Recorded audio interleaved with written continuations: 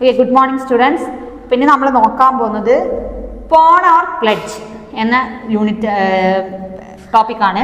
അതിൽ what is porn, അതായത് അല്ലെങ്കിൽ പ്ലെഡ്ജ് എന്ന് വെച്ചാൽ എന്താണെന്നാണ്.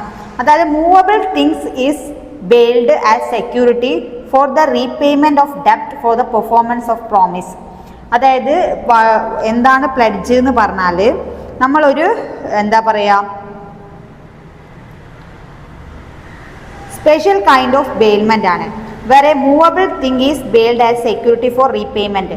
അതായത് റീപേയ്മെൻറ്റിന് വേണ്ടിയിട്ട് നമ്മളൊരു മൂവബിൾ ഗുഡ്സിനെ അല്ലെങ്കിൽ മൂവബിൾ തിങ്സിനെ സെക്യൂരിറ്റി ആയിട്ട് നമ്മൾ പ്ലെഡ്ജ് ചെയ്യാം. അതായത് ഇപ്പോൾ നമുക്കൊരു പണം, എക്സാമ്പിൾ ഇപ്പോൾ നമ്മൾ ബാങ്കിലൊക്കെ ചെയ്യില്ലേ, അതായത് നമുക്കിപ്പോൾ ഒരു പണം വേണമെന്നുണ്ടെങ്കിൽ നമ്മൾ അതിന് സെക്യൂരിറ്റി ആയിട്ട് നമ്മളെ ലാൻഡോ അല്ലെങ്കിൽ വീടിൻ്റെ ആധാരം അങ്ങനെ കാര്യങ്ങളൊക്കെ നമ്മളൊരു സെക്യൂരിറ്റി ആയിട്ട് കൊടുക്കും. ഓക്കെ, അപ്പോൾ അങ്ങനെ ഒരു റീപേയ്മെൻറ്റിന് വേണ്ടിയിട്ട് നമ്മളൊരു മൂവബിൾ തിങ്സിനെ സെക്യൂരിറ്റി ആയിട്ട് വെച്ചിട്ട് പണം വാങ്ങുന്നതിനെയാണ് നമ്മൾ എന്തെന്ന് പറയുന്നത്, പ്ലെഡ്ജ് ചെയ്യുക എന്ന് പറയുന്നത്. ഓക്കെ,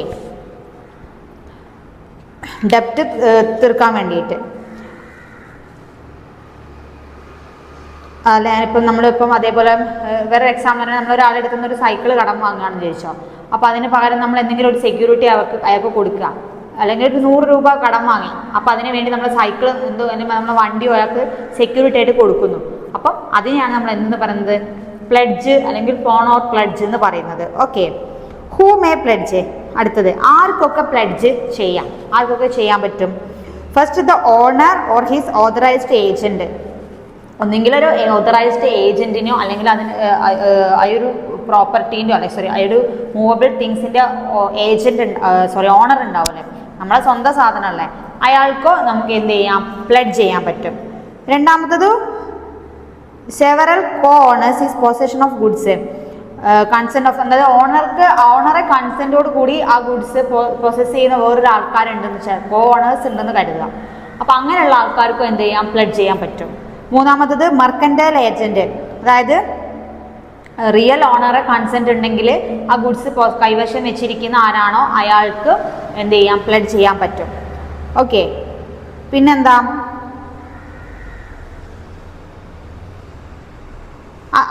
അതാണ് ഹൂ മേ പ്ലെഡ്ജ്. ഇത്ര ആൾക്കാർക്ക് ഈ പ്ലെഡ്ജ് ചെയ്യാനായിട്ട് പറ്റും. പിന്നെ നമ്മൾ നോക്കുന്നത് പ്ലെഡ്ജും ബെയിൽമെൻറ്റും. Pledge and bailment. ബെയിൽമെൻറ്റ് എന്തായിരുന്നു നമ്മൾ പഠിച്ചല്ലോ, എന്താണ്, ഡെലിവറി ഓഫ് ഗുഡ്സ് ആണ്. ഓക്കെ, അപ്പോൾ പ്ലെഡ്ജ് എന്ന് പറഞ്ഞാലും എന്താണ്, സെക്യൂരിറ്റി വെച്ചിട്ട് റീപേയ്മെൻറ്റ് ഓഫ് ഗുഡ്സ് ആണ്. അപ്പോൾ പ്ലെഡ്ജും ബെയിൽമെൻറ്റും തമ്മിൽ എന്താണെന്ന് വെച്ചാൽ pledge and bailment have many similarity. പ്ലെഡ്ജിനും ബെയിൽമെൻറ്റിനും തമ്മിൽ സിമിലാരിറ്റി ഉണ്ട്. In both cases, only the movable goods are delivered with the condition of the goods shall be delivered back after the purpose of contract stipulated by time. അതായത് രണ്ടിലും എന്താണ്, movable goods ആണ് നമ്മൾ deliver ചെയ്യുന്നത് അല്ലേ. Goods, movable ഗുഡ്സിനെയാണ് നമ്മൾ രണ്ട് കേസിലായാലും deliver ചെയ്യുന്നത് ഒരു സ്റ്റിപ്പുലേറ്റഡ് ടൈമിൻ്റെ ഉള്ളിൽ ഒരു സെക്യൂരിറ്റി ആയിട്ട്. ഓക്കെ, അപ്പോൾ അതാണ് ബെയിൽമെൻറ്റും പ്ലെഡ്ജും തമ്മിലുള്ള സിമിലാരിറ്റി. പിന്നെന്താണ്, രണ്ടിലും പ്ലെഡ്ജിലും അതേപോലെ ബെയിൽമെൻറ്റിലായാലും എന്താണ് ചെയ്യുന്നത്, contract agreement created by an agreement, ഒരു എഗ്രിമെൻറ്റിൻ്റെ ബേസിലാണ് അത് രണ്ടും ചെയ്യുന്നത്. അപ്പം പ്ലെഡ്ജും ബെയിൽമെൻറ്റും രണ്ടും സിമിലർ ആണ് ഏകദേശം. രണ്ടിലും നമ്മൾ ഗുഡ്സ്, മൂവബിൾ ഗുഡ്സ് ആണ് പ്ലെഡ്ജ് ചെയ്യുന്നതും അല്ലെങ്കിൽ ബെയിൽമെൻറ്റ് ചെയ്യുന്നതും. അതേപോലെ തന്നെ രണ്ടിലും എന്താണ് നമ്മൾ പറയുന്നത്, ഒരു എഗ്രിമെൻറ്റ് നമ്മൾ ക്രിയേറ്റ് ചെയ്യുന്നുണ്ട്. Okay, then pledge and hypothecation. പ്ലെഡ്ജും ഹൈപ്പോത്തിക്കേഷനും തമ്മിൽ സിമിലർ ആണോ എന്ന് വെച്ചാൽ അല്ല. എന്താ വെച്ചാൽ പ്ലെഡ്ജ് എന്ന് പറഞ്ഞാൽ നമ്മൾ പറഞ്ഞല്ലോ മൂവബിൾ ഗുഡ്സിൻ്റെ എന്താണ്, മൂവബിൾ ഗുഡ്സ് ഒരു എഗ്രിമെൻറ്റ് ബേസിൽ ഗുഡ്സ് സെക്യൂരിറ്റി വെച്ചിട്ട് മൂവബിൾ ഗുഡ്സ് ആണ് പ്ലെഡ്ജ്. വേറെ ഹൈപ്പോത്തിക്കേഷൻ എന്ന് പറഞ്ഞാൽ it's not a movement of goods, it's an possession of goods. അതായത് ഹൈപ്പോത്തിക്കേഷൻ എന്ന് പറഞ്ഞാൽ നമ്മളൊരു ഗുഡ്സ് ഉണ്ട്, അപ്പോൾ അതിൻ്റെ ഓണർഷിപ്പ് ഒരിക്കലും, ഇപ്പം നമ്മളൊരു ഗുഡ്സ് ഒരാൾക്ക്, അതായത് ഇപ്പോൾ ഒരു വണ്ടി നമ്മളൊരാൾക്ക് കൊടുക്കുക എന്ന് കരുതാം. ഓക്കെ, അത് വിൽക്കല്ല, നമ്മൾ ഉപയോഗിക്കാൻ കൊടുക്കുക വെച്ചോ, അപ്പോൾ അതിൻ്റെ ഓണർഷിപ്പ് ആർക്കായിരിക്കും, നമുക്കായിരിക്കും. പക്ഷെ അതിൻ്റെ കൈവശം, അത് പൊസസ് ചെയ്യാനുള്ള പൊസഷൻ റൈറ്റ്സ് മാത്രമേ ആ അതർ പേഴ്സൺ ഉണ്ടായിരിക്കുള്ളൂ. അതാണ് ഹൈപ്പോത്തിക്കേഷൻ എന്ന് പറഞ്ഞാൽ. പൊസഷൻ ഓഫ് ഗുഡ്സ് ആണ് നമ്മൾ എക്സ്ചേഞ്ച് ചെയ്യുന്നത്, not the ownership of goods. അതായത് both the pledge and hypothecation create, അത് രണ്ടും അതുപോലെ എന്താണ്, എഗ്രിമെന്റിന്റെ ബേസിലാണ് ക്രിയേറ്റ് ചെയ്തിരിക്കുന്നത്. ഹൈപ്പോത്തിക്കേഷൻ ആയാലും ബെയിൽമെന്റ് ആയാലും പ്ലെഡ്ജ് ആയാലും എല്ലാം ക്രിയേറ്റ് ചെയ്യുന്നത് എന്തിന്റെ ബേസിലാണ്, എഗ്രിമെന്റിന്റെ ബേസിലാണ്. The difference in hypothecation and pledge is that in hypothecation the debtor continues to enjoy the possession of goods. Okay, അപ്പോൾ ഡെപ്റ്റർക്ക് ആ ഗുഡ്സിന്റെ പൊസഷനെ എൻജോയ് ചെയ്യാൻ പറ്റുള്ളൂ ഹൈപ്പോത്തിക്കേഷനിൽ. ഓക്കെ, അതാണ് ഹൈപ്പോത്തിക്കേഷൻ എന്ന് പറഞ്ഞാൽ. മനസ്സിലായില്ലേ? ദെൻ റൈറ്റ്സ് ഓഫ് പോണി, അതായത് ഒരു പോണിക്ക് എന്തൊക്കെ റൈറ്റ്സ് ഉണ്ട് എന്നുള്ളത്.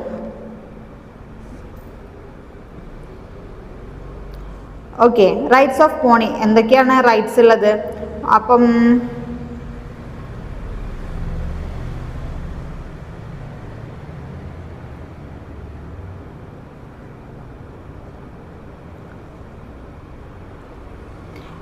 ആർക്കാണോ ഗുഡ്സ് നമ്മൾ കൊടുക്കുന്നത് അയാളാണ് നമ്മൾ എന്തെന്ന് പറയുന്നത്, പോണി എന്ന് പറയുന്നത്.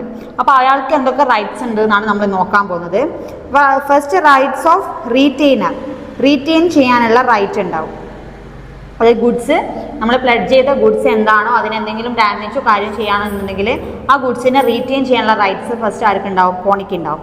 Second one right to extraordinary expense, അതായത് ആ ഗുഡ്സിൻ്റെ മേലെ നമുക്ക് വേറെ എന്തെങ്കിലും ചിലവൊക്കെ വന്നിട്ടുണ്ടെങ്കിൽ അതിന് ആ ചിലവ് മേക്കപ്പ് ചെയ്യാനുള്ള റൈറ്റ് ആർക്കുണ്ടായിരിക്കും, പോണിക്ക് ഉണ്ടായിരിക്കും. ദെൻ റൈറ്റ് ഓഫ് സെയിൽ ചെയ്യാനുള്ള റൈറ്റ്സ് ഉണ്ടായിരിക്കാം.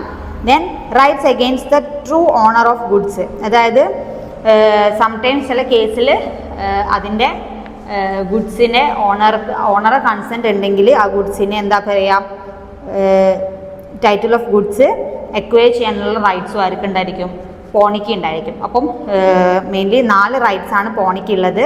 Rights of retainer, then rights of extraordinary expense, right of sale, then last one the rights against the true owner of goods. Okay, then duties of pony. ഇനി പോണിക്ക് എന്തൊക്കെ duties ഉണ്ടെന്ന്, അപ്പം നമ്മളിപ്പോൾ rights നോക്കി. Then ഇനി duties of പോണിയാണ് നോക്കാൻ പോകുന്നത്. എന്തൊക്കെ ഡ്യൂട്ടിയാണുള്ളത്? Due to take reasonable care of the pledge goods. നമ്മൾ നേരത്തെ ഒക്കെ പറഞ്ഞില്ലായിരുന്നോ, ബെയിലിൻ്റെ റൈറ്റ്സ്, അതുപോലെയൊക്കെ തന്നെ പോണിക്ക് എന്തൊക്കെ റൈറ്റ്സ് ഉള്ളത്? പ്ലെഡ്ജ് ചെയ്ത ഗുഡ്സിൻ്റെ take care of pledged goods, അതായത് റീസണബിൾ കെയർ, നല്ലോണം പ്ലെഡ്ജ് ചെയ്ത ഗുഡ്സ് എന്താണോ അത് കെയർ ചെയ്യാനുള്ള right. Second one duty not to make unauthorised use of goods pledge. നമ്മൾ നേരത്തെ പറഞ്ഞ അതേ പോയിന്റ്സ് തന്നെ. ഗുഡ്സിൻ്റെ അൺഓതറൈസ്ഡ് റൈറ്റ്സ്, അൺഓതറൈസ്ഡ് ഉപയോഗിക്കാനുള്ള റൈറ്റ്സ് ആർക്കുണ്ടാവില്ല, ഉപയോഗിക്കാതിരിക്കുക എന്നുള്ളതാണ് വേറൊരു ഡ്യൂട്ടി എന്ന് പറയുന്നത്. Then duty to return the goods when the debt has been repaid or the promise has been performed. അതായത് ഗുഡ്സിനെ നമ്മൾ എന്ത് പ്രോമിസ് ആണോ കൊടുത്തത് അത് കറക്റ്റ് പെർഫോം ചെയ്യാനും അതേപോലെ റിട്ടേൺ ഓഫ് ഗുഡ്സിൻ്റെ ഡെപ്റ്റ് റീപേ ചെയ്യാനും ഉള്ള റൈറ്റ്സ് ആർക്കുണ്ട്, പോണിക്കുണ്ട്. പിന്നെ duty not to do any act which is inconsistent with the terms of pledge. അതായത് പ്ലെഡ്ജിൽ പറയാതെ വേറെ അതർ ഡ്യൂട്ടീസ് ഒന്നും ചെയ്യാതിരിക്കാനുള്ള റൈറ്റ്സ് ആർക്കുണ്ട്. എന്താണോ നമ്മൾ കോൺട്രാക്ട് അഗ്രിമെൻറ്റിൽ ഉള്ളത് ആ ഡ്യൂട്ടി പെർഫോം ചെയ്യാന്നുള്ളതാണ്. ഓക്കെ, അത് കൃത്യമായി ചെയ്യാന്നുള്ള റൈറ്റ്സ് ആണുള്ളത്. പിന്നെ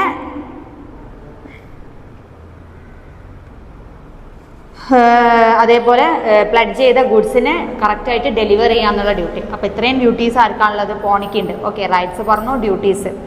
അപ്പം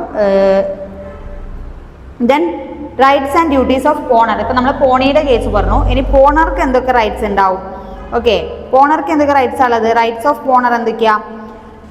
പേയ്മെൻറ്റ് ഓഫ് ദ ഡെപ്റ്റ്, performance of the promise which the pledge is made.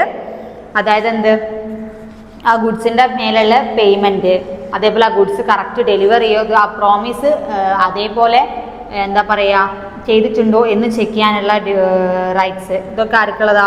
Rights of പോണർ. അതാണ്.